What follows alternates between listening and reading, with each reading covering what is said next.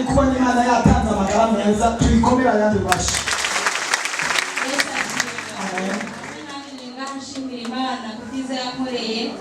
Jewe naje ngaha atari ibintu bisanzwe. Naje ngaha inda igumye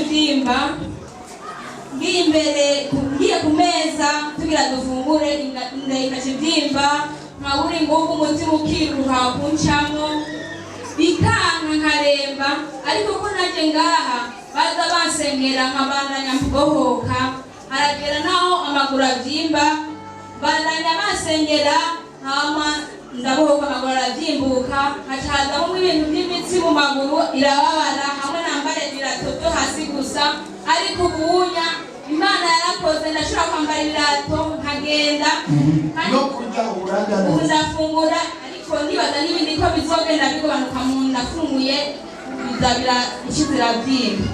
Hama ikindi kintu nagira nshimira Imana masengesho ya betejuru Imana yarafa nari bise imitwaro ibiri, umutwaro wo kunyumura ahantu naba sinari ndahabaye neza, hama Imana yacinta ahantu ndimuka ndahabaye amahoro.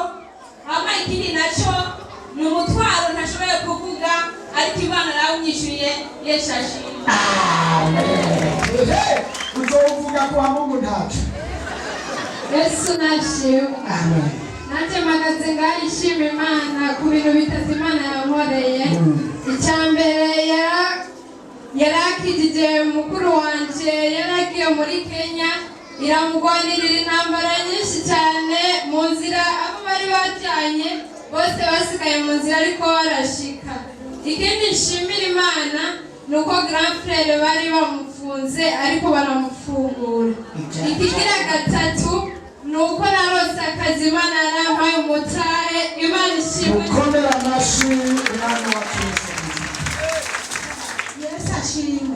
Mpagaze nshimira Imana hari ku munsi wa gatatu mw'ijoro ryari gisanzwe n'ibungezi njyamye byutse ngo nari mu kidengeri c'amaraso umuntu babagiye imene ndavuga none kamara kata amafaranga ufite kwa muganga ndabigire gute njandandikira voice pasteri n'urongoye Serine Buyenzi ndamwandikira ndamubwira ingene neze bapfuye kumusubiza mbere nababwiye naciye hira nibe nabishimiye Imana. Amen. Ndabyibutse nacyo ndamubwira ati kudafise uburyo mujo kwa muganga reka durusengere kandi uhindukira ubwo nyene urumva byaciye bigenda neza. Dukomera amashyi Umwami Yesu. Yesu nashimwe. Naje ndi ngaha mpagaze ngaha Imana nari ndwaye ikintu kiri mu nda cyagendagenda umenga ni nk'inzoka, hanyuma ndabibwira umukozi w'Imana arambwira ati nibyo ariko turaguha abakozi b'Imana bagusengera.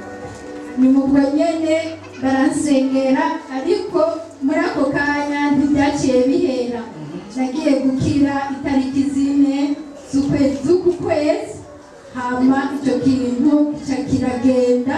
None ndaje gushima Imana, nshimira umukozi w'Imana pasiteri, nongera nshimira Imana abakozi b'Imana revera, ndabashimiye cyane ku byiza babandanya bakora. Amen.